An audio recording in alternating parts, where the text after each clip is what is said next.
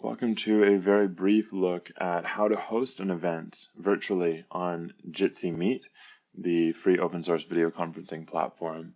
This will be looking at specifically Bahá'í events, but will work for other events as well. You're going to begin by going to the URL for Jitsi, which is available down below in the description. Once you're at this page, you need to enter your meeting name. It's important to include several unique identifiers, such as the day, the location, or the type of meeting that you're hosting.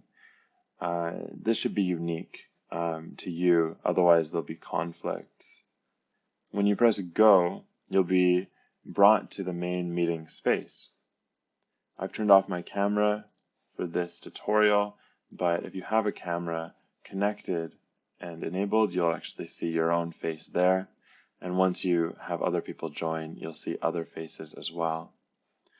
The share dialog is open in the corner here by default. You can also press this share information icon anytime. This is the information you'll be sending to the participants.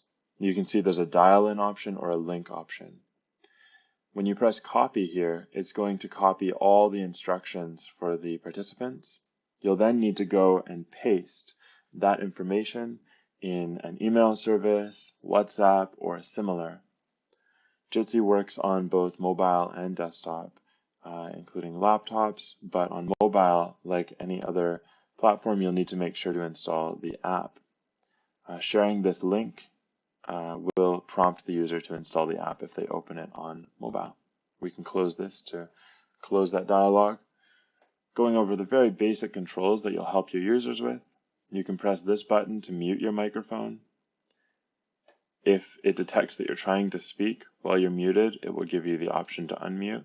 This is helpful when you have larger gatherings. You can make sure people mute unless they're talking.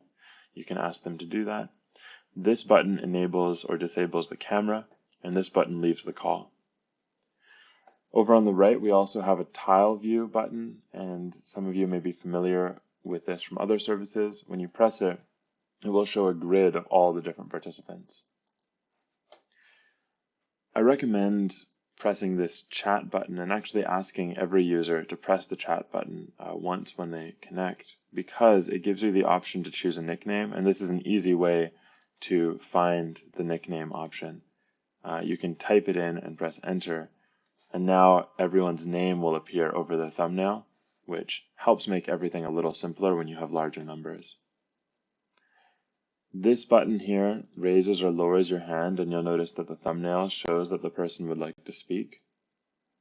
If you need more information about any of these features, please go up here to the overview video.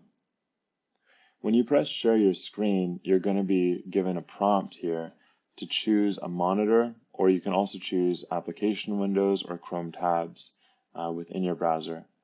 This is very helpful for sharing, for instance, a Ruhi book, or perhaps a document that you're deepening on.